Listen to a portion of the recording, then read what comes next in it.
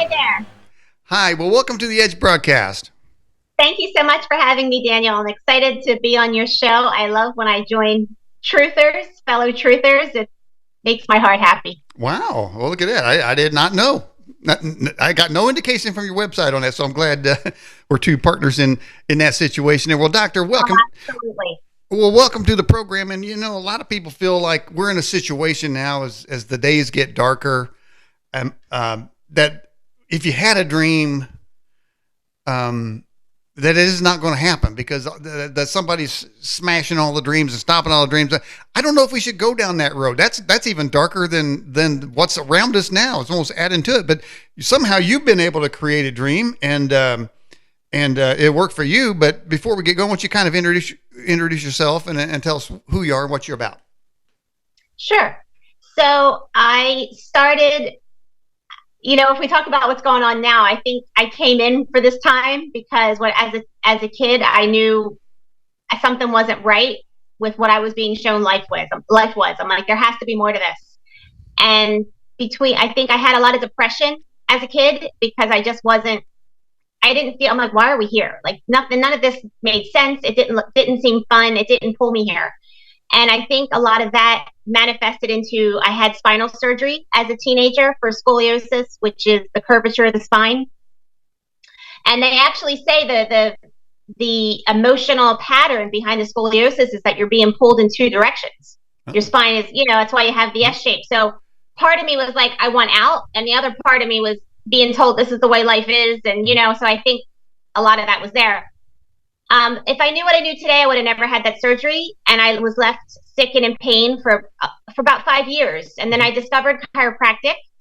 And it was the first time I heard truth. It was basically the power that made the body heals the body. I never heard that in the medical world. I didn't hear that anywhere. Nobody could help me. Whoa, slow down. Give me that word there.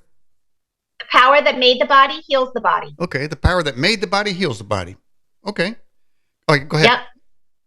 Yeah, so I just went to I was in college because that's what I was told you do to become successful. Trying to find myself, the whole thing. Yep. And I heard that philosophy and I just went to chiropractic school on that with all my pain, all my trauma, and it changed my life. And I think that was the unfolding for me to learn to heal myself and discover a lot of truths about the medical corruption, about things that were going on. And this is in the 90s. Mm-hmm. Kind of open the path for many more things to come. Mm-hmm. Well, that's interesting you say that because there's a big battle out there just in the last couple of years that have unequivocally forced civilization to only hear that the only way to be healed or to prevent from something happening to you is to take a medical inoculation of some sort. And the idea of natural immunity, which is the body's ability to heal, which sounds like natural immunity, goes right into the power that made the body heals the body type of thing. And I think a lot of people found out what happened to them was just the opposite when they didn't allow the body to do its natural function. So maybe there's more power of healing built in than we give our bodies credit for, Doctor. I couldn't agree more. If I knew what I knew today, I would have never had that surgery. The surgery caused me, they tried to fuse my spine. And if you understand, from a chiropractor's perspective, I adjust the spine to clear stress because all the little vertebrae in your spine should be moving freely so that the nerve flow from your brain out to each organ, out to the rest of the body can be free. That's the life force or an energetic force, God force, whatever you want to call it, flows through the body. That's how your body functions. It's like the communication lines. Mm-hmm. Well, they tried to fuse all that on my spine. They actually took bone chips and cut bones off and put rods in and tried to fuse my spine so it wouldn't curve anymore. But what happened was they destroyed my immune system in the process. So I was sick all the time. Mm-hmm. Strep throat, headaches, I got the chicken pox, all kinds of things. And their remedy, all they know is either how to give drugs or cut it out.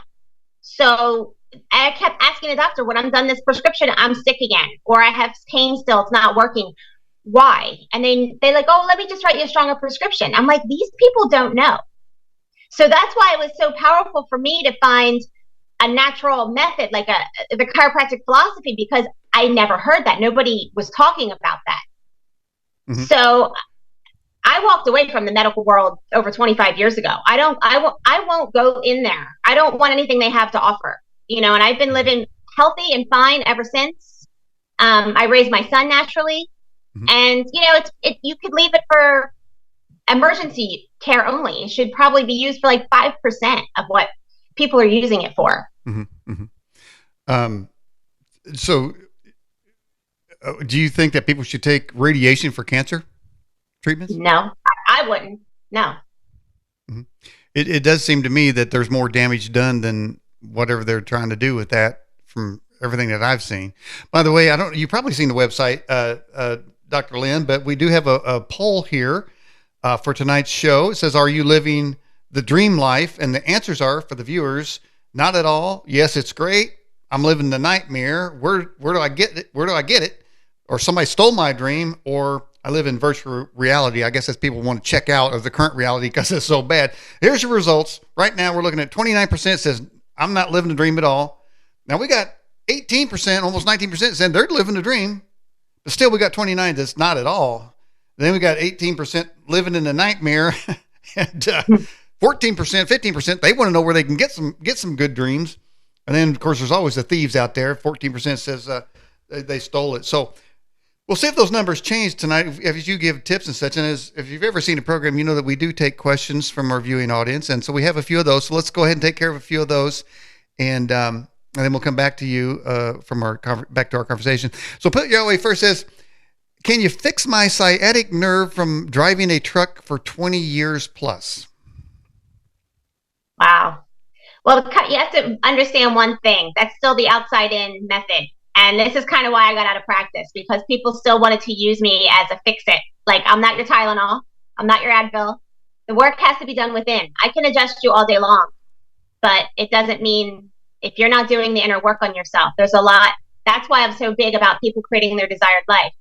Because if you have emotional stress from your job, things that you're not happy with, it's going to come out physically. Mm-hmm. So it's not a quick fix. I had sciatica for years, and then I started, which is, we all have a sciatic nerve running down our legs, both sides.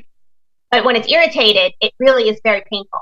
I had that for a long time. But even when I started getting adjusted, it didn't clear itself right away.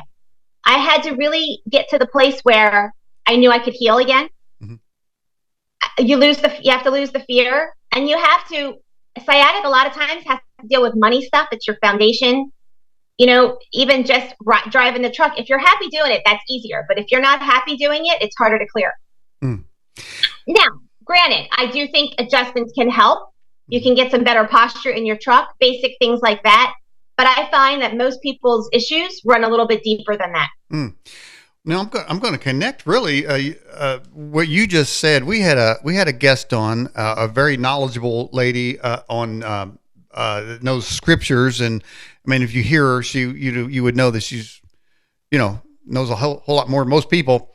And I had one of the since I've been doing this show in 2003, I've only had a couple times where my mouth dropped. One is where I was talking to a lady, Nancy. I can't remember her last name, but she's in contact with the Zetas, and I was talking to her, Nancy Leiter. And so I was talking to her in the middle of the conversation. She switched her voice and said, "Hello, Daniel. I'm such and such from Zeta Reticuli." And I mean, I wasn't prepared for that. And so, now I'm talking to a Zeta for somebody from Zeta Reticuli. And I don't know, so that was one of the mouth drops. But this lady was another one when somebody in her live chat just simply asked a question, can you pray for me? And my mouth dropped when this lady said, no. And I'm not going to pray for you. And I'm taken aback, man, because in my sort of life path, somebody asked you to pray, out of courtesy you do, but she was adamant about it. And what she basically was saying was, what you're saying, it's not hocus pocus. It's, snap a finger or a genie. There's something going on that needs to be dealt with is why you're asking for prayer, or there's something going on for this person who has this physical ailment that a simple thing there's root causes, and we've got to be more attuned to those root causes. Perhaps for anyways, I mean, suppose like if say if you straighten them out somehow, so say you could, but then what caused it to begin with in his natural routine goes right back to it, then there's not going to be any difference there. So anyway, so that was the second time that I ever had a mouth drop, and I did understand that. But so there you go. All right, let's get to the next question. This is off topic, but it says, so we're going to ask you anyway because I love to go off topic. It says, Dr. Lynn Carey, I had a dream about a giant viper trying to bite me and crawl all over me when I was laying in bed. What can I do with a dream like that? You want to try that? I don't know, but I always think dreams do have messages. There might be some issues that he's not dealing with in his life, and they're choking him. You know, the snakes are very symbolic too, right? Mm-hmm. Of the divine energy trying to reach you. Yeah. If you can clear the demons. Yeah, and I would say definitely a snake is going to be some type of demon thing. All right. Yep. Kentucky Girl says, do you know Dr. Brian Ardis? He's learned that snake venoms were being used to harm in recent medical assaults on humans. Yes, I've watched a few of his interviews. He's a chiropractor too, I believe. Yeah, he may be. I believe he is. Yeah. So, wow. Yeah, he has good. He had some really good information. I was listening to a few of his interviews. Well, you've pleasantly surprised me because, how you opened up, your opening statement said, you're on friendly territory, I guess you could say. And then I know as a host that I got a friendly guest there, that has got some common sense. And so I didn't know. But like, I expect my guest come on here a lot of times not knowing what to expect. And sometimes I have a guest on because I really don't do a lot of research. I mean, I just kind of hit over what the guest goes for because I don't want to be skewed away. Because if I read something and it gets bad into my mind, I don't want to have this guest, I can miss out. So I stretch myself, say, okay, well, here's a topic. Okay, here's a couple highlights of that. So I'll take that guest, see what happens. So I take my chances too sometimes, but it's fun. That's a fun way to live. All right, so you changed your whole life view, and basically that puts you against the current narrative on so many topics. So how does that? I mean, do you just go like a checklist of things? Do you have to like unlearn things? I guess I'm trying to get out. Yeah, I mean, we have to. That was my whole thing. I guess once I didn't think life was that great in the beginning anyway, so it wasn't that much of a stretch for me to look for something else. But when I found chiropractic, the philosophy, that opened up a whole nother world. And I guess with having my own issues to deal with, it was more powerful. I saw all the medical corruption. I mean, I've been making people aware of the dangers of vaccinations since 1994. And I got into practice because I thought I was going to I was naive, but I was 23 years old and I thought I'm going to go back to my hometown. I'm going to change the world. And like, people just don't know. They're not happy. They don't have control of their health. The medical world, the things that they think are helping them or killing them. And I just blindly went out, ignorance is bliss, and I realized most people didn't want to know what I had to say, and I was shocked. So when we went through this pandemic for the last 3 years, I was like, oh my gosh, here it is again. Because I had to kind of make peace that people are on their own journey. They have to wake up at their own time. Because I believe we all have challenges to make us wake up. I believe every challenge that we face in life can be a spiritual awakening. It can be an empowerment. So I thought, well, I have to be respectful of people's journey. But the last 3 years, nobody was respectful of my journey. Right. They were pushing their agenda on me. I lost my freedom.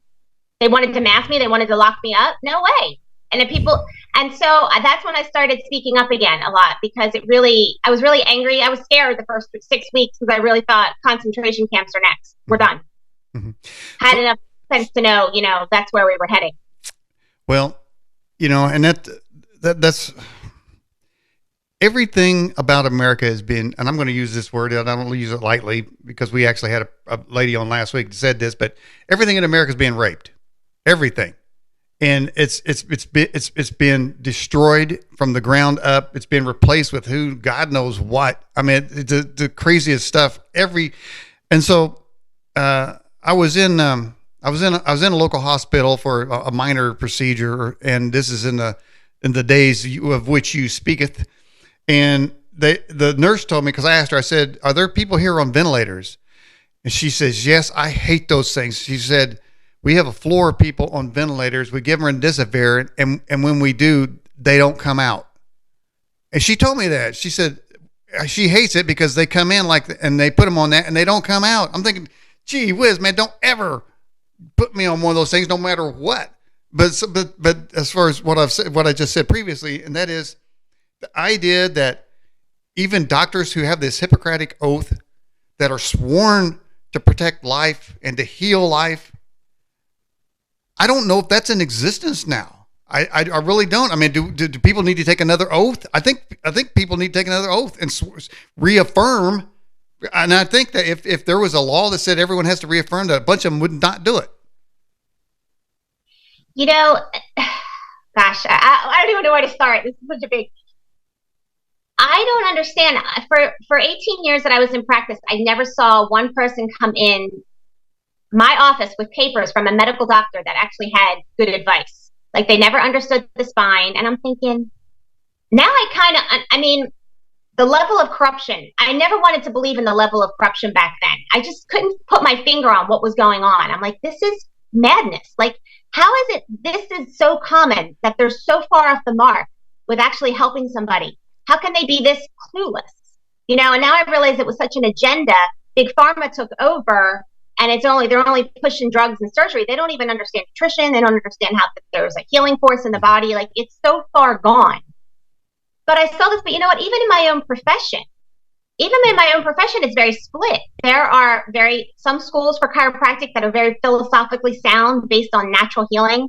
But we also sold our souls because, chiropractors were persecuted, right? We were locked up for practicing medicine without a license, and they would be locked up in jail and they'd still be adjusting people, the ones who were true chiropractors. But for us to get licensed and get a doctor title, we have to pass all these medical boards. Basically, I had to get a medical degree alongside my chiropractic degree. And I really saw that they don't know. The medical people really don't know. So if you really understand that they don't know, you wouldn't be walking in their office anymore, I'll tell you that. Mm-hmm. But our profession, I feel like a lot of the schools became taken over by the medical world too, with all the red tape. So they lost their philosophy. So you have to find a good chiropractor. It takes some work.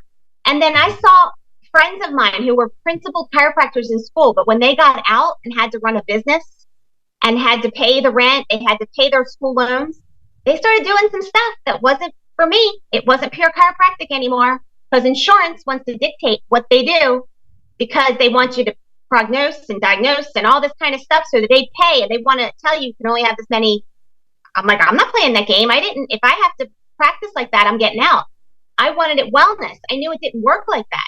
So there's a big rift. And I think about how many doctors are doing it for the money, or what insurance is dictating, or what big pharma is dictating. So that's what led me on the path to understand the financial corruption.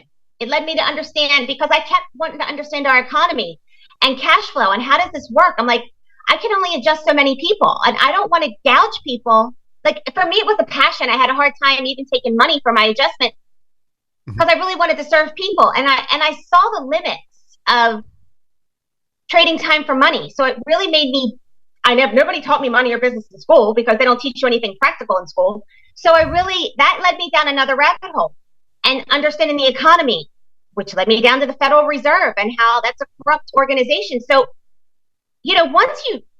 and I've understood that before the lockdown. So I had all these pieces, that once lockdown hit, the picture started to form. So, wow. So, sounds like you were illuminated in various aspects of a lot of things. But let me ask you something kind of on a routine type thing, on a clinical thing. What is it that what happens when you get an adjustment and you hear the cracks and the snaps? What's snapping in there? It's really just air pockets. There's between the joints is a disc, and there's fluid in there, and it just can be air pockets that sometimes it makes the popping sound and sometimes it doesn't. I can adjust someone and doesn't make the popping sound. And then that's, some people are like, well, it didn't move because I didn't hear the popping sound. I'm like, oh, it did. Like I got more and more into doing energetic work. Mm-hmm. Two, the more sensitive I became, it really, for me, it went from like structural adjustments, which I'm still a fan of, but Mm-hmm. to a lot of energetic work, because Mm-hmm. I realized how powerful the body's all energy. Mm. And that's the power that heals the body, Mm. when you really tap into that. And For, it's how happy we are. now, It's now, your mind and your happiness. All that controls that flow in your body. So from a guy standpoint, we always we have this thing we say, man, I need my back cracked. So Yeah. why do we say cracked? Is it because it sounds like a cracking sound? I don't even know where that comes from, but I know that guys say that. I don't know what women say about that. I guess they say It's a crack. I want my air bubble popped. Yeah, it says it's a cracking sound. It's just a slang, and it really, it's a release. I think we want that release, Mm-hmm. on so many levels. Now, is it safe for somebody to walk on your back to get those cracks? I don't promote it. I don't think, That's a everything cheater's way within of doing reason. it. See your local chiropractor. Quit doing that kind of thing. All right, we got this question from Grumpy Old Army Vet. Says, Doctor, what is the best chiropractic method, i.e., hand manipulation or machine or both? I personally like hand. I don't want someone working on me with the machine. I want someone who has a good adjustments with the hand. To me, that's chiropractic. Chiropractic, it means done by hand. Mm-hmm. But I've never been a fan of the machines. Mm-hmm. All right, so we were taking this particular yoga class, and I realize that's controversial for a lot of folks. Well, let's just leave the controversy out of it for a second, and you can hate me later, people. But so this lady, I mean, she would the instructor kind of at the end, she'd have these like bags with some sort of scent in there, like I don't know what it was. I would recognize the name if I heard it. Put it over your eyes. But anyway, she would touch the shoulders, and I'm telling you, doctor, something would leave, like some kind of like anxiety or stress. And I'm thinking, what is that? Where is it going? And I would imagine to some of that in the chiropractic field, the same kind of thing, the release of something, and that felt good. You have people say that, I feel good. Well, it's because something is leaving. I don't know what is it that's leaving? Where does it go? That's a loaded question too. I mean, okay, let's keep it simple. Like when you're tense, right, and you make a fist, how tense it is. Mm-hmm. Then when you relax it, you can feel the energy release. That's basically what happens with us in our spine, in our body. Just when you're tense, we tense our shoulders, we tense our body. Sometimes we're living in a tense state.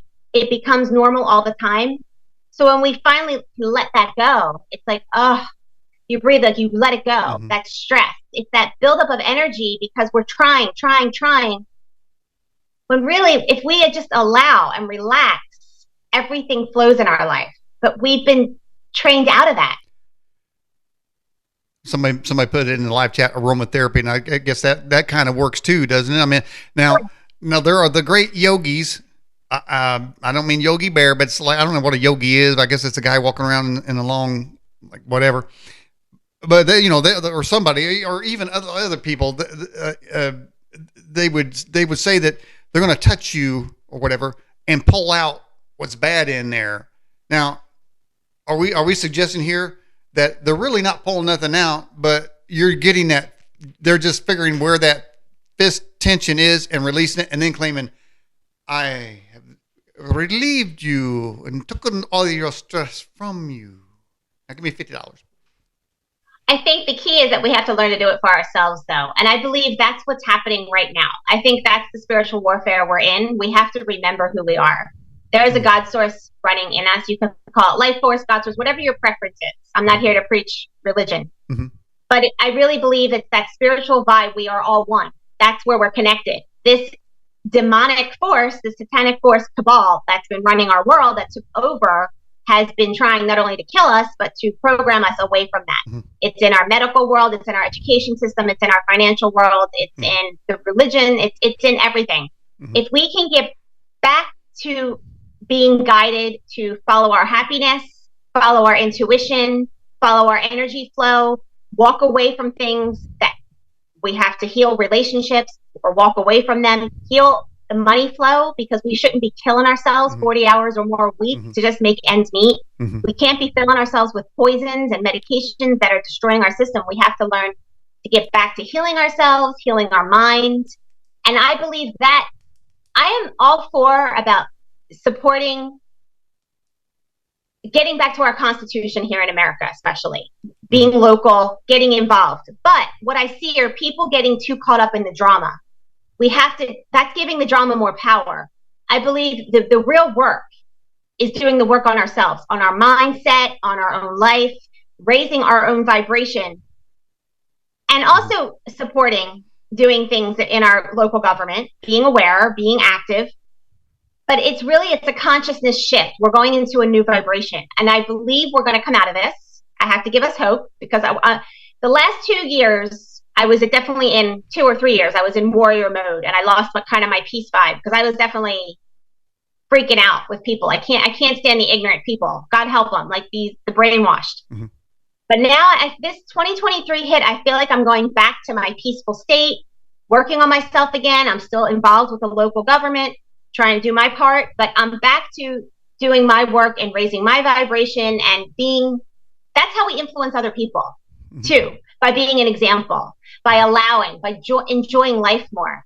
That's how we took over, get rid of this evil. Mm-hmm. Wow. Well said. All right. Here's a question from Kentucky Girl. Do you know about or recommend music at 528 frequency? I don't know which frequency is good or bad. I always go with what just resonates with me, if I like it or not. But I think music can be so healing. All righty. And we have this. Just kind of a comment. Somebody just made a comment. Love what you're saying. And then the kind of a follow-up question. How do we relax better? It's a training. I mean, it really is. It's a practice. It's like creating a new habit for yourself. And I think the greatest thing. So I entered the reason I called my book My Journey to Grace is it was in 2001. I went on a few mission trips, and I really started mission trips to other countries. I was in Brazil, India, with other chiropractors. We were adjusting people there, just pro bono, just to spread chiropractic. And when you're adjusting people, the energy's so high. And I was doing a lot of work on myself, mindset, relationships, trying to be my best self, right? Working on my money, things like that. And I went into an altered state where I was just happy. And I realized that's the God state. That's what I call grace. Mm-hmm. And I think that's what everybody's looking for, because, we all think we want more money or the next relationship or the next big house, or we want to travel. We want to do all these things. But a lot of times we're doing it because we want to escape where we are within ourselves. But if we can find the grace, that bliss state, and it's a higher vibe. It's like, I don't know if you want to call it 4D or 5D consciousness. It's better than the 3D vibe. It's because what mainstream society is at a low vibration right now. And I believe our normal state is a much higher vibration. And I think that's where all this turmoil is coming from, because they've been suppressing us so long. And I think it's popped, and we're going to start awakening, and we're going to be living in this bliss state. That's what we're all looking for. Then we can create our lives from that aligned grace, bliss state. And I believe that's basically what. Well, let me ask you something. So, man, certainly I want my vibrations to get higher. I'm sure people watch the program would like to have some good vibrations, AKA the Beach Boys too as well. But the world, by the most part, doesn't agree with that. Is there enough good vibrations, good vibrating people out there? Is it equal, say 1-to-1? If you raise your vibration to, let's just say in a number of 1 to 10, you're at an 8, and then somebody else is running at a -8. Is that an offset each one like that for the world as a whole? How does that work when there's just a small group of people that's got the right vibrations, high vibrations, but the world is all negative? Does this smaller group have any effect on that bigger one? Yes. There's a book by David Hawkins called Power versus Force. It's very powerful. And he basically says, a few people in the high vibration can counteract thousands who are in the lower vibration. So that's why it's so critical that the ones who are awake right now do the work to get our vibration high. And I'm going to answer the second part because I realized I didn't finish what my thought, because you asked me these questions, my mind goes in a thousand directions. But so it's so important because a small number can counteract all this evil. And really, the evil ones are only a small amount, if you look at it, who are controlling the world. Small cabal. So, yeah, it's a small cabal, but it's the problem is all the brainwashed people who think they're victim are buying into what they're saying, and they don't realize their own power. So it's very simple. We want to struggle and make things complicated. I'm guilty of it too. We always, as humans, we're wired, and society kind of praises those who work the hardest, right? But it's really about getting happy. And even that might be too much for some people. But you know what a great thing is? If you start journaling gratitude, what are you grateful for in your life? That raises your vibration. What are things that inspire you? Start making lists. And I think it's more powerful to put pen to paper, because I think something healing happens in your brain to do that. But look at, what are you grateful for? What inspires you? What makes you happy? And people think it has to be, I'm like something really important. I'm like, no, it's the small things. Like, oh, I saw a cute dog today. That made me happy. Write it down. Be aware of that. Oh, the sun was shining today. That's amazing. Or maybe I wasn't in as much pain today as I was yesterday. Like, we have to start being aware of what uplifts us. We're trained to focus on our problems. And the more we focus on our problems, they get bigger. But if we can train ourselves to focus on the blessings, that creates happiness. That's your joy. It's the simple things. And that changes your vibration. And then we can start changing the world, even your own outer world, from that place. By the way, I want to welcome Sneaker, Antivirus, and Tammy Hall and Rose Renoff in the live chat. There's a Bible scripture out there that says when this world is through and everything's being looked at it, they're going to go to I don't know if it's Satan or the devil or who it is, but there's a statement that says that somebody asked the question, is this the one that deceived the entire world? Which tells you what you just said is there's not a world full of evil people operating at negative vibrations. We've got a lot of people probably in the mid-range, but we have the smaller group that projects their vibrations as if they've got all these others with them, and that you're the outcast if you run in a higher vibration. You haven't bought into them. You know what I'm saying? It's sort of a deception to think that the negative force is projecting itself much bigger than it really is. Oh, I agree. Absolutely. Because with that propaganda and the terrible media, they just keep programs so everybody thinks that the majority is that way. I think we're awakening more than we think. I think there's more people awake now than we think, but a lot of people aren't speaking up because they're afraid. They still don't want to be in the spotlight. They just want to go with the status quo. But I think a lot of people are more awake than they were even 3 years ago. Right. I think we're shifting. I really have a positive feeling about that. Well, and what you're saying too is that people are, the term for that is self-censoring.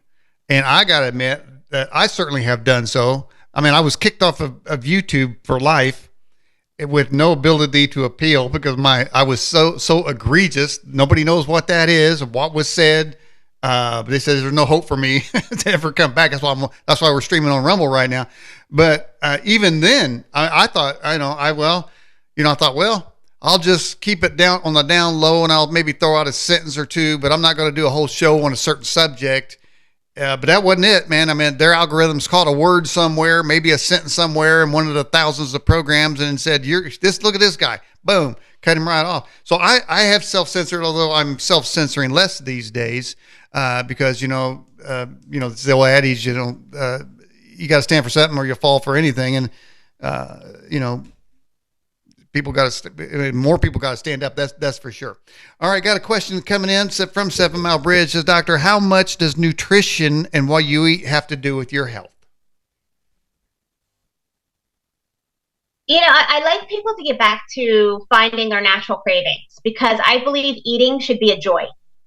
But there is a place where you need to analyze what you're putting in your mouth in the sense that they've poisoned our food. with so many pesticides and chemicals and processing that we have to get. And even, I don't know, some of this, I go into the market, and what they call organic looks terrible sometimes, but I try to buy organic.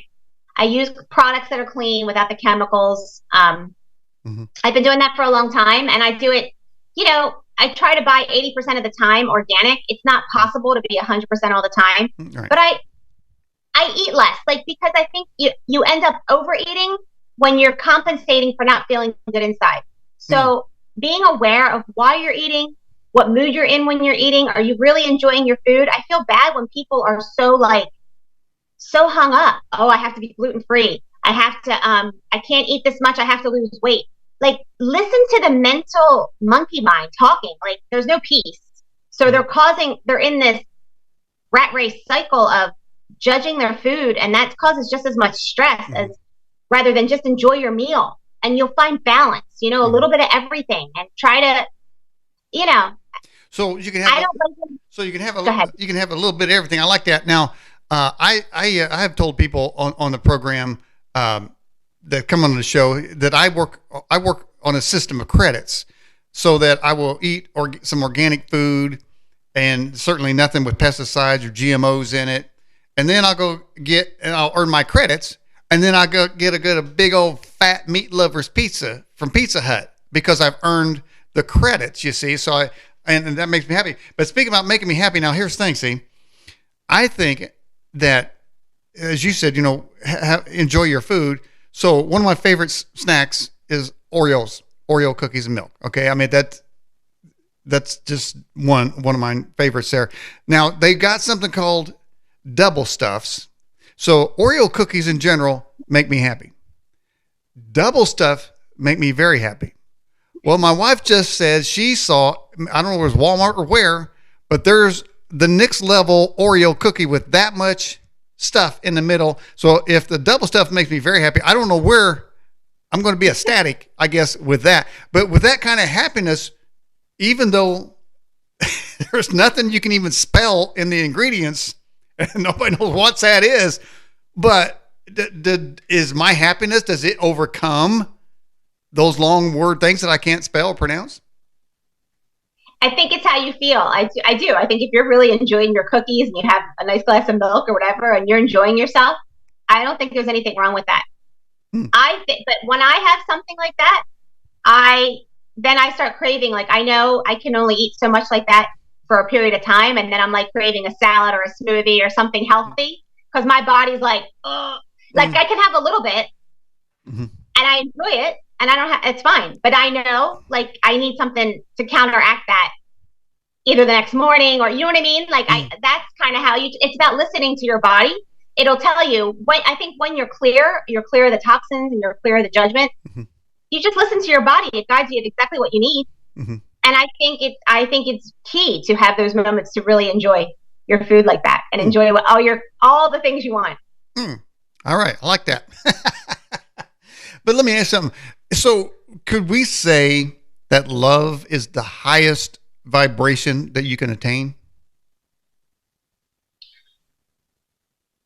As long as it's not, there's so many, love is such a overused word, right? Okay.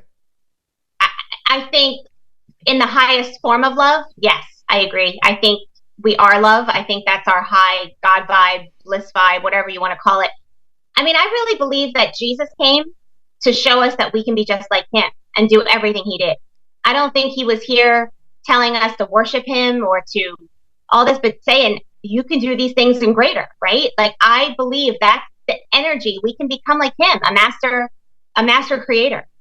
And that he was a love vibe, right? And I think we can all be in that place. I think we're here to create heaven on earth. I really believe that. And I think that's what the shift's happening right now.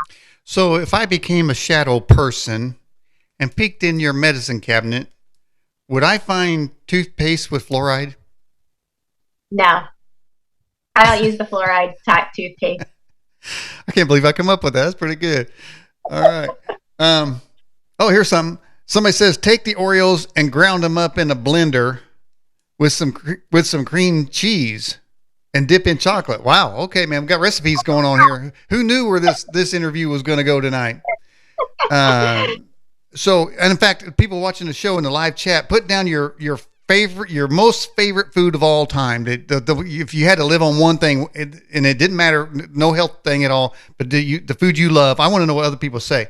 All right, let's go back to the results of the poll. See if we've got any changes here, Dr. Lynn Carey. We still got about 30% said they're not living a dream life, and then 18%. So really, it didn't look like the numbers have changed. Of course, they don't really change too much during the show because most people have already taken the poll. They come to the website early during the day. Every Saturday morning when that new poll comes up, people come and hit that poll. So they're about polled out by the time to get to this show.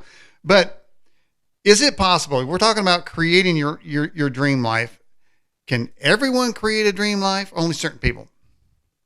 I think everybody can do it. I think we're here to create our dream life. I think that's our purpose.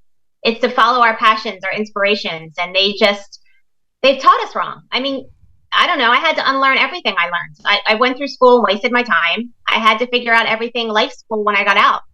So I believe there's a way to create passive income, cash flow, so that you can spend your time doing things you love and not working hard for your money. You can only trade so much time for your money. Especially the way they rigged the money system, that it's not real money and inflation and all this, you'll be trapped. It's an enslavement system. So you have to get outside of that. You have to learn. You have to learn.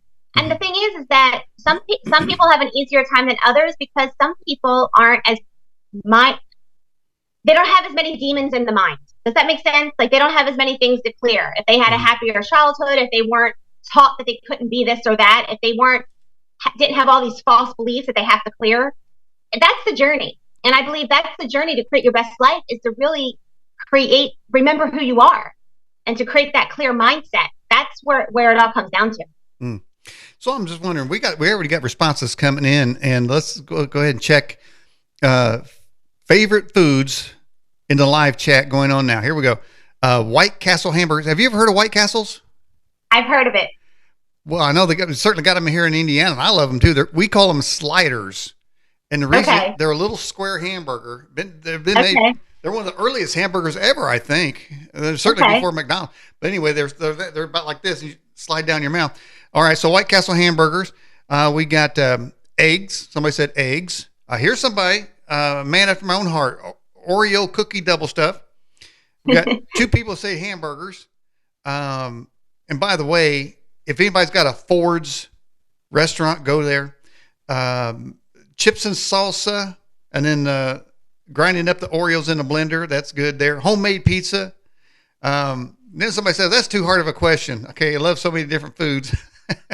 So I'm a ribeye steak. So is it now? We can move along from the food thing, but if somebody has just been cheated on or wronged in some way, should they go to their favorite food, the one that makes them happy, and just indulge themselves and say, oh, you know what? And then be able to analyze the situation more rationally, because if they leave that undone, they're going to have a lot of angst and depression from it.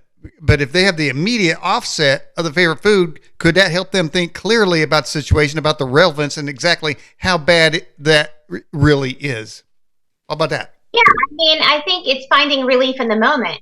But then you have to be aware, if you're going to move out of that state, some people can keep eating and eating and eating, and they don't ever become aware of their feelings. But I think we have to feel all our feelings. They're there for a reason, to teach us. They're all important. You can't suppress the bad ones. It's about honoring them and letting that come up. And I think we want to stuff them down instead of feeling them. Sometimes we stuff them down with food.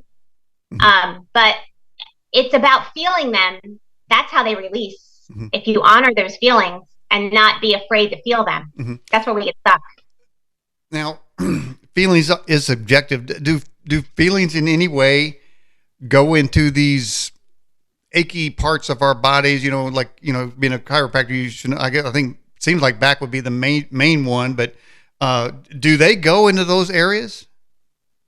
Yes. I mean, I would say 80% or more is mindset, and it's your emotions that's getting stuck in your body. People have disease that you can label it whatever you want. I call it dis-ease. You're not flowing. Your energy and all your stress, whether it's about your job, your relationship,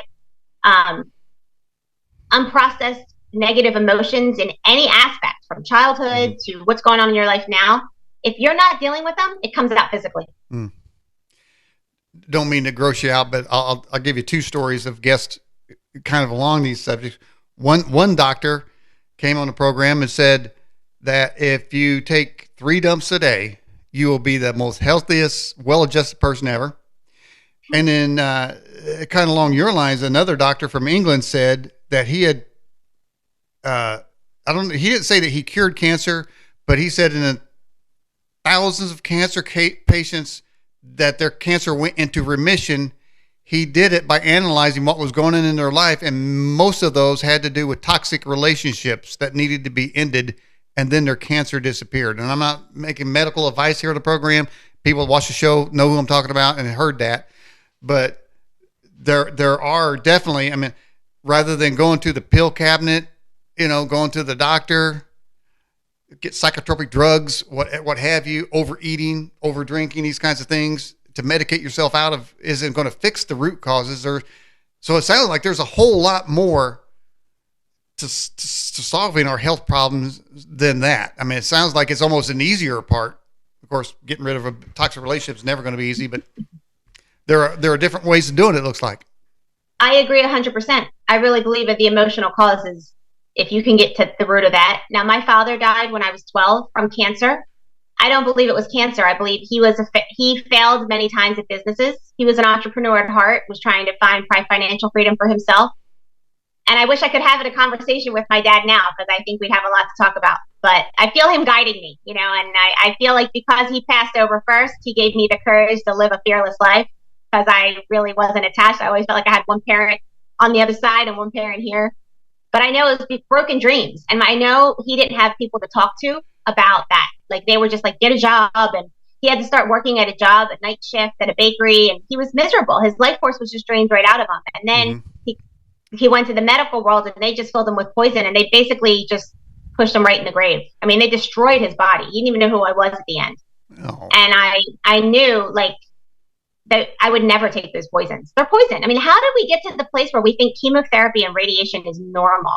You would never put that in your body if you're healthy. Mm-hmm. Like, this is how warped everything's gotten. We think that's normal. Well, that is not normal. When I first discovered the effects of fluoride, I really came at it to have a rebuttal against people who were starting to say that it's toxic and it's this and it's that and it's evil. And I'm thinking, wait a minute, man, we've been hearing forever how good it is. Now we've got these kooks running around over here saying that fluoride's bad for you. And so I went to, have a rebuttal against them. So I did research, and it didn't take too long before I started saying, I see the point here, and it's not good. It doesn't bode well. And then that was the end of fluoride in my life. So, but that led me on to sort of like it sounds like you had a road traveling of reevaluating belief systems that have been put to you through the system itself. And we don't even know if our thoughts are our own, that we haven't been programmed. But that fluoride incident caused me, if that's such a big lie, and I was like, well, I'm just going to look they say it's not even FDA approved. So I looked at the back of the toothpaste, and there was no FDA approval. And then I saw the little thing said, if you take a teaspoon of this, call your poison center. I'm thinking, what would I call a poison center? Why shouldn't I call a doctor? It's like, this is like the most obvious out in the open lie that everybody believes. So I'm thinking, well, what else are they lying about? That led me on my track even to this show. Well, who else is lying about this and that? Of course, radiation treatment is certainly another one of those. Who said that was good? Probably the same people that said the fluoride was good. As far as I can tell, it traces back to the Manhattan Project, where they used fluoride in the manufacturing of a bomb, and then they used fluoride out in a field, which happened to be an Indian reservation, and it killed all the cattle and all the grass, and that became the first environmental lawsuit in the United States based on fluoride. But most people don't know that. So I'm just thinking, well, how many more of these things are out? How many more topics are just like that? There's a lot. And I'm grateful that I had my chiropractic foundation, because I raised my son completely different. I had a home birth with my son. He's never been vaccinated. He was not circumcised. He was breastfed. I raised him. He's always been homeschooled. I did give him, he always had choice. I'm like, if you want to go to regular school, I hated it, but you might like it. He went for a year and a half. He liked it. And then he decided it was time to come out. But I always let him make decisions because I knew, I'm like, we're all screwed up because we've never been allowed to listen to ourselves. We've always been taught to listen to somebody else who knows better. But I always let my son, I'm like, well, why do you feel that way? Or what do you want? And he always knows what he wants. And for one example, the most medication he's ever had in his 16 years is an Advil. And he had a headache one day. And I said, well, what do you want? Like, you want me to adjust you? You want an Advil? What do you need? And he's like, I just need to go rest. Mm-hmm. And now he drinks all this water. I'm not even a big water drinker, but he's like, I notice I feel better when I drink a lot of water. So see, like, he decided on his own. I've always let him guide himself because I know we all have to get back to our own guidance. That's the best answer. And that, you can follow somebody else's guidance for a while until you get on track to understanding what you need and what, we just have to unlearn all this crap. Mm-hmm. So I have a personal vendetta against the pharmaceutical industry because a brother of mine was diagnosed with clinical depression and they put him on some kind of drug. And then he decided, you know what, I can't keep taking this drug. And he got off of it and then he committed suicide. And that's what happens to a lot of people. So it's like the cure was worse than the disease. And most cases, that's the case. And I know people that take multiple pills for multiple reasons. And I think half of the pills they take, and I'm sure you've seen people with the pill cases, half of those are to offset the other half, what happens when you take, the symptoms of the other one. So it's like, how many pills you got to take? So how much is that is really helping you? You don't really know. And typically a person with all those pills, they don't ever seem to get better. They seem to stay exactly where they are in the health. And you would think, well, I'm taking all the doctor said, and I was diagnosed. And I mean, surely they know what they're doing. They've been handing these pills out to so many millions of people. I mean, well, they're all still stuck in the pill thing too. It's a freaking circle, man. But the people that take those pills are still, I don't think they ever get off them. And they never seem to live healthy lives. You would think at some point they're going to say, this can't be the answer. Now here, based on my own experience, I don't tell anybody, I wouldn't suggest anybody stop cold turkey. Say, Daniel Ott said, throw your pills away.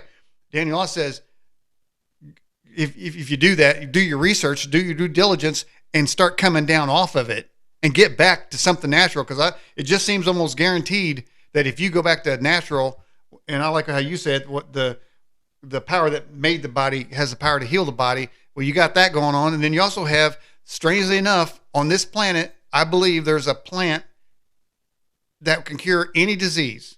I think it was made that way. It was designed that way. I think the Indians knew most of the plants that could cure illnesses.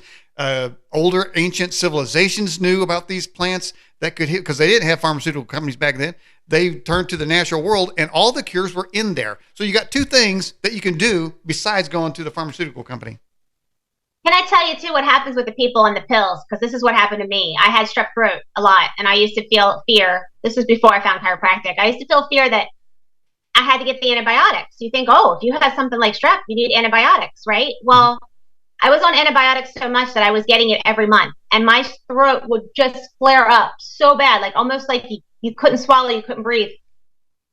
But I just got to a point where I just had to get off because I realized every time you take an allergy medicine, every time you take a pill, every time you're suppressing your body's going to get rid of it if you allow it to go through its process.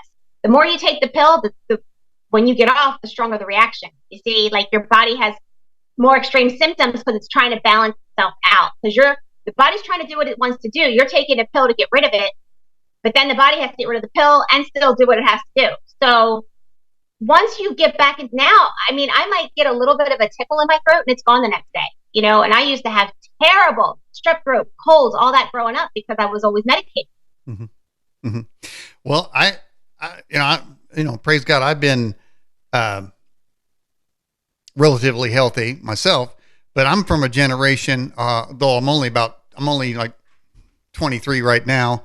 So I'm with the young, but anyway, when I was younger, I'd get out in the dirt. I mean, I would, play in the dirt. I would go to creeks and I'd be chasing little crawdads in creeks and, get cuts and just rub dirt in there and go on about my business. And I think that today's kids, of course, all they got is a cell phone, and they don't even know there's an outside world, I don't think. And they want to disappear. Now that's one of our questions. They were trying to disappear in a virtual reality. Well, I think even children have a void. And we talk about food. Don't let food fill that void, because that can have the opposite effect of your happiness. Don't fill that void with anything that's destructive. But certainly technology is people trying to use technology to fill that void as well. And that's most people at this point in time, I think. Yeah, I mean, there's positives and negatives to everything, and it's the intention, how you use it, and how, are you using it as a crutch, using it for your enjoyment, and you know how to self-regulate. And that could be with anything: technology, food, relationships, the job, the money, right? It's everything. It's about really getting beyond all of that. All right. Believe says their favorite food is refried beans and mashed potatoes. Now I'm wondering what's up with that. Okay, I'm not a cook or anything, but why do you got to refry them? Something. I don't know. I mean, the first fried of the beans didn't work, and you got to refry them. I'm not sure. So, Believe, you're going to have to explain that to me. And I do. Those people that are saying sorry about my brother, I appreciate that. That's kind. I wasn't looking for that, but thank you so much. All right. So, as a chiropractor, and you're talking about alignment, skeletal alignment, I suppose, but it sounds like there's a whole lot more alignment. There's something else going on too. That maybe emotional alignment. And you even used in the first hour, you even used the word spiritual. But how does the body get out of alignment, and how long will it stay in alignment once you align it? Stress, fear. Sometimes you can stay clear. I think we self-regulate all the time, but when you start having, hold on. I want to stop you there. Something just came to me. What you just said. Okay, so I used to visit nursing homes, and old ladies in particular, but some men, I would meet two kinds of people that appeared to be happy in their situation, and those people, and I'm going to give the eye and the look like this. They were looking that you were going to steal from them or hurt them or take something from them, something. They had this scowl. And I just remembered that it seems most of those people were hunched over. They were severely hunched over, and they're looking around like this, like you're going to get them or something. I'm just wondering, is that what you're talking about? Could that be? Absolutely. I agree. It's the perspective in life. Are you following your joy? Are you following the fear? So that it's very spiritual. Chiropractic, I mean, it started physical for me, right? The physical aspect and the rational aspect. But I went very much into the spiritual, and it's a metaphor for life. But really, when you're in that, when they're scowling, right, they curl over, they're down because they're protecting themselves. They're in fight or flight. They're fear. When you're in joy, your shoulders go back. You're in ease. You're happy. You see that? That's everything. I mean, it's so simple, but that's everything. Interesting. All right, we're talking, for those just joining the program, we're talking with Dr. Lynn Carey. We're talking about creating your dream life. If you have any questions, put it in the live chat, and Jade, our moderator, will get it over here to us, and we'll get it to the good doctor before we go. So, so you straighten them out. I think it kind of messed you up there a little bit, but you can straighten people out. But now, do you give advice? How do you, I mean, is there like a spreadsheet of some sort where you say, okay, we're going to get you straightened out, and we're going to work on you a little bit here, but there's a reason why you got in this condition? Do you go have a sort of a checklist of some sort to say, now here's what you don't want to do to get back in this condition? So what I ended up formulating was, from my own research, my own things that I figured out for myself. I wrote the book to share my journey of how things I overcame, right? So because I always learn from people's stories. I love to hear how they overcame something and looking at life a different way. So I have resources in my book. I also have other things that I do, like I formulated a master class, healthy habits coaching, and even like creating another stream of income coaching. I have other avenues, like a blueprint. Like I created just ideas, if they resonate with you, that you can go on. Mm-hmm. And I noticed the title there, my journey to grace there. It seems like that has a sort of a religious connotation there, and I think some people have kind of delineated that grace is unmerited favor. Is that your understanding of the word grace? What is your understanding of the word grace in that in your For title? me, I'm not really. I was raised Catholic, so I'm not big into religions. Hmm. I'm very spiritual about finding your own connection to your Hmm. source, Hmm. whatever you want to call it. And for me, grace is the bliss state, that high vibe. It's basically, it feels like you're falling in love, but there's no other person involved. It's just you. You're just happy for no reason, and life's a joy. And you start manifesting what you need, and you're guided and led. And it's really, we're supposed to be here living a Hmm. grace magical life, creating heaven on earth. All right, now again, back to the in the first hour when you mentioned the spiritual component. How does that tie in to what we're talking about tonight? So the spiritual component to when I adjust someone, is that Right, what you when mean? you adjust somebody, the idea of your chiropractic medicine or your service or whatever. How's that Yep. tie into spirituality? Yep. So there's the whole thing. It's based on the, as a chiropractor, we call it innate intelligence. That's the life force that runs your body. Because what's the difference between a person who's alive or a person who's dead?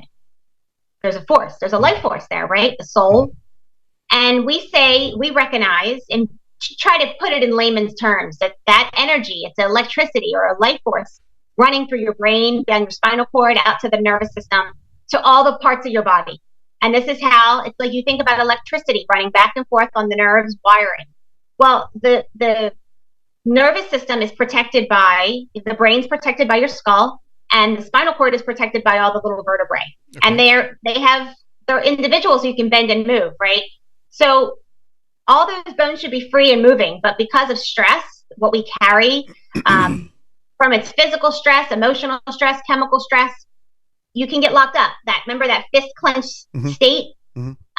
Sometimes those little bones, those vertebrae in your spine don't move properly; they get stuck. So with an adjustment, we just put motion back into it, so that there's better brain body connection, better communication lines, which is your immune system. So that's the basic premise of chiropractic: is just open those channels so there's more life force flowing, which is your immune system. Let the body heal itself. Mm. For me, it's a metaphor for everything, though, because if you can start doing that, align yourself, shift your perspective, change your thoughts from fear to happy, fear to joy, all the time, to have a new perspective, open your mind to what's really going on here. Hmm.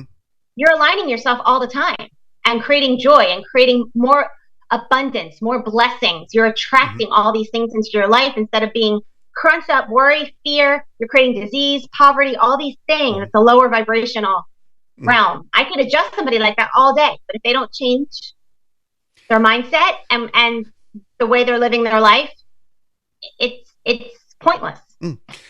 Oh, let me say this here because I see somebody in the live chat sort of agreed that their view is grace as a in a dictionary sense is undeserved favor. You just said you did not take the shot, and you discovered ways to create your dream, your life's dream.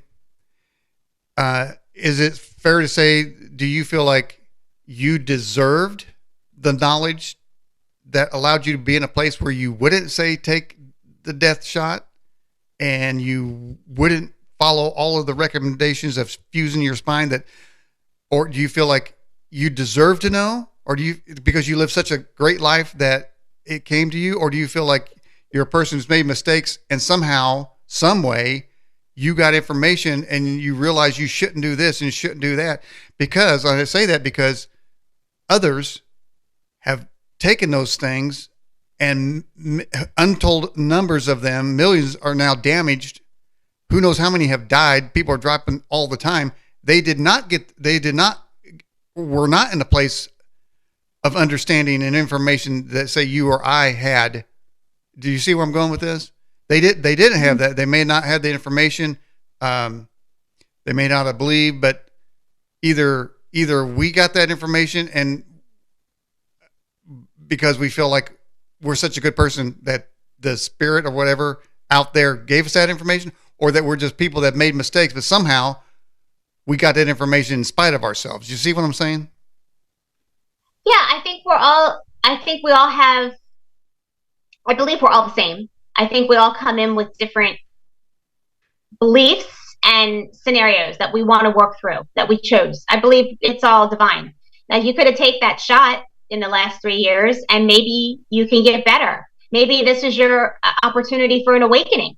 I mean, I had a surgery. Was I a bad person because I had a surgery, or I wasn't so called blessed at 15 when I had that spinal surgery? And then I had two, because then they put the rods in. I was lucky enough they took them out. I don't know why, because I had no idea what was going on at the time.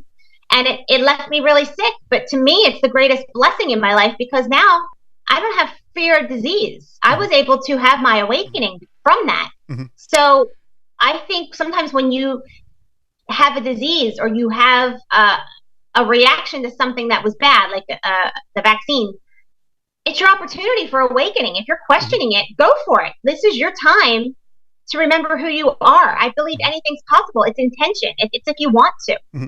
So I guess, Dr. Lynn, I guess I'm asking, so what kind of, with my description of grace, unmerited favor, or divine intervention, or divine information come to you, which person are you? The person that deserved that grace, or a person who didn't deserve it but got it anyway, and now here you are, healthy and with your dreams coming true? Which type of person are you? I think we all deserve it, but I think we all have to work on our self-worth. Well, a lot of us think we're undeserving, and I would say I probably thought I was undeserving. I think I'm still working on aspects of that. I mean, I grew up Catholic. There's guilt in everything I do.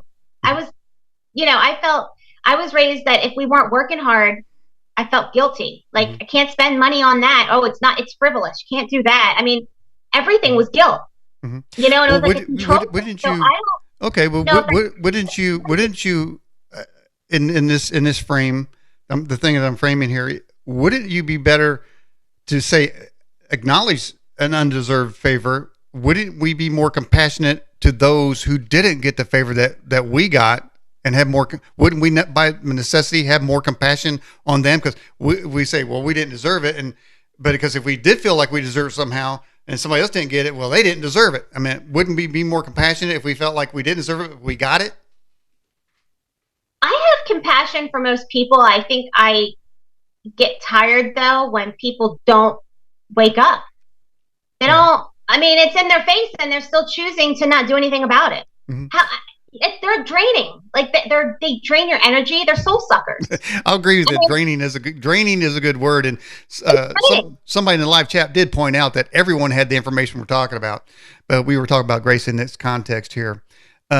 So, all right. So here's a few more questions here, Doctor, from our moderator, Jade. I heard that one can get micro fractures in the vertebrae using chiropractors regularly. Is there any truth to that?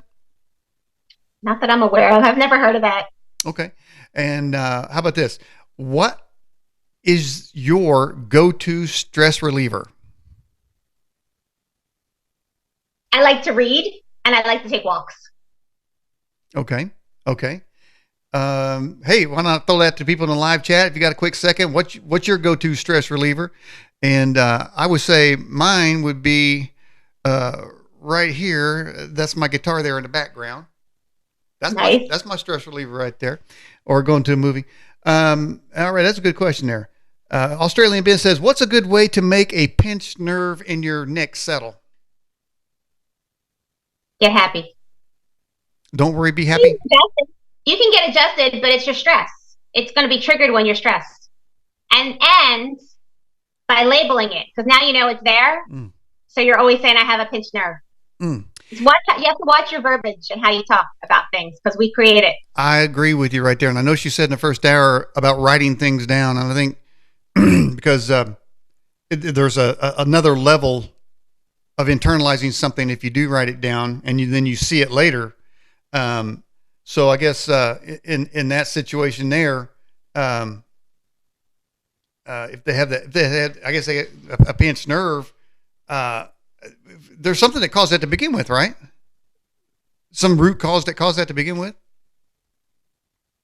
It's usually because you're getting... The pinched nerve can clear up. The thing is, people will come in my office and be like, oh, I've had this for 25 years. And I'm like, it's probably been gone by now, but you keep recreating it because you're labeling, I have this. I have this. Mm-hmm. I mean, technically, I should be living in pain. If you looked at my spine on an x-ray, it doesn't look like it should be a normal spine, but I function normal and I don't have pain anymore. So, and I don't think any extra parts grew back that they cut off of me. But you know what I'm saying? Mm-hmm. So it's like, how do you talk about your body and your health? We label things. I have this. Okay. So you own it. All right. So to finish my thought on writing it down. Now, and this is the question was written the way I would write it. A good way to make a pinched nerve in your neck. It didn't say in my neck. So I'm wondering, when we say my cancer or my illness, are we in some way taking ownership of that and saying nobody do nothing with it because it's mine? Is there anything to reframe in that and say the rather than my?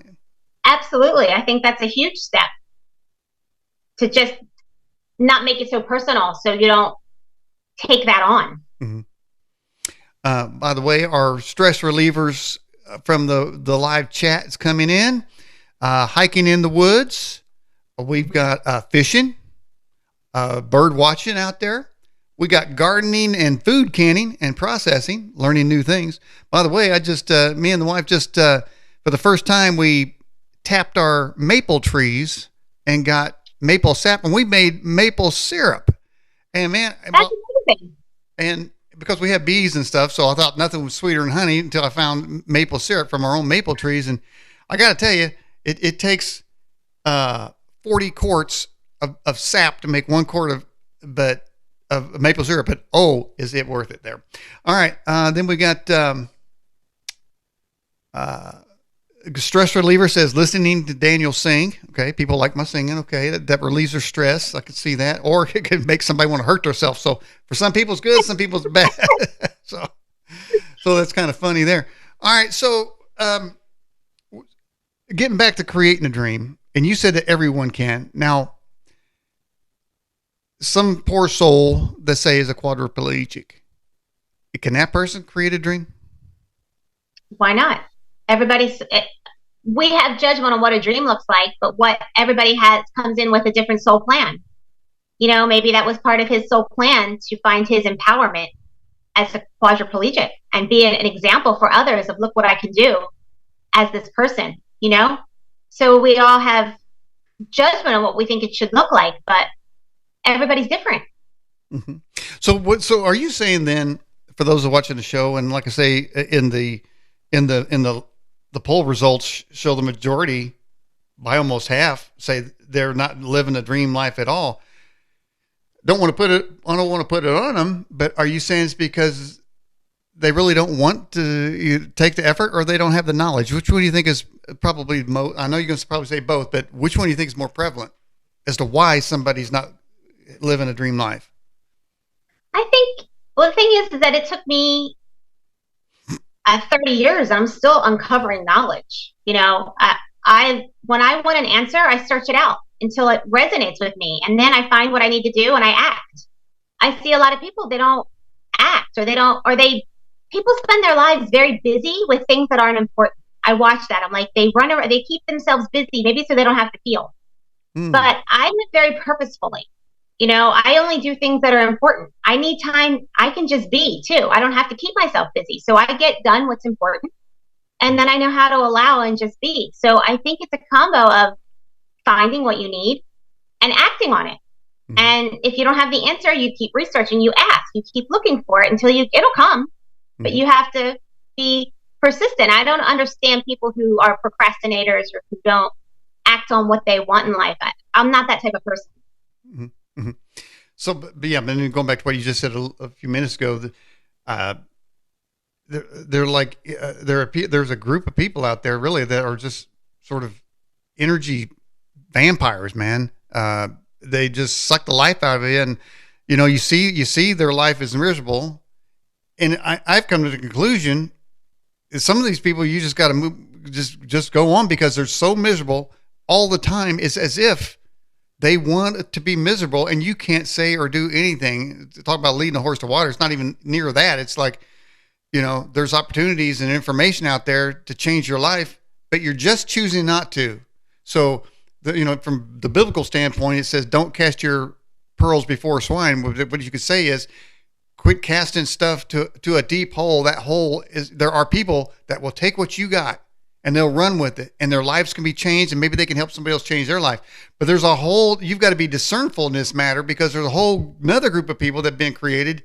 And I say created, that are just in this life of despair because they don't want anything else than that. They're used to it. They've internalized it. It's part of them. And if you try to pry them out of that life of despair, they're going to get angry at you. Yeah, I've learned it wasn't easy, but I've learned to detox myself from those kind of people in my life. I don't stay long around people like that. I used to, because I used to try to fix and help everybody. Or some people, family, whatever, you think you're obligated. And I'm like, you know what? It's killing me. I got to go. Mm. Well, you can only do so much. All right. So we're talking about your book here, and let's get that thing in the background there. Your journey to grace. Now, I would say that your journey is not over. Is that, can I say that? Absolutely. But you're at a place in your journey that you feel like can help other people with what you've learned. Yeah. Mm-hmm. You know what? I was not planning on writing a book, but when they locked us down, and I thought it was only going to be a couple weeks, because I never thought people would stay locked down. I just can't even believe what we lived through. I'm still dumbfounded. But I just started writing because I thought, people are afraid of a disease. Are you kidding me? Like, I walked away. I have no fear of disease. I walked away from the medical world 25 years ago. I thought, you know what? People just need stories of how we heal ourselves. So I thought, I'm just going to share my story. I thought I would do it later because I was still figuring out the money aspect, and you know what I mean? I was still doing things. And so I thought maybe I'd write a book later, but I just started typing because I'm like, I'm going to share my healing story, how I got out of my pain and suffering. So people need to hear that. And now I figure, because I understand what's happening with the consciousness shift right now, I think people have to become empowered, that we heal ourselves. We create our own reality. This is what's going to break us out of this nightmare we're living in with the cabal and all this evil, because people are getting sucked into the drama. And we keep staying sucked in. I'm not saying not be aware of what's happening. Right. And do what you can positively, like being involved in your local government. But don't live in the drama. Work on your happiness. Work on your own life. That's how we shift this thing. Mm-hmm. Mm. Well, and me and the wife, we do a certain thing. We talk to each other almost sometimes in third person. It's like we're driving down the road, we're going to a movie, and we'll say, we're going to a movie, and then we're going to have dinner. Isn't life great? Just point out the fact, just audibilize something that doesn't have to be said, but it needs to be said so our own bodies can hear. The world is a dark, dark place, but look, you mentioned writing down what you're thankful for, right? Which is a tremendous thing to do. Because that's healing in and of itself. But so we say, hey, the so and so's getting indicted, but at the same point, there's a new Oreo cookie out there. So knowledge is okay. And I agree with you. So don't stay in there, but that's how we do it. We just remind each other, just like we're not even like we're watching two people go. We say, what we're doing? We're doing this and that. What we try to do is squeeze every bit of knowledge of how blessed and how thankful we are in the moment, rather than later looking back and being thankful. Be thankful in the moment.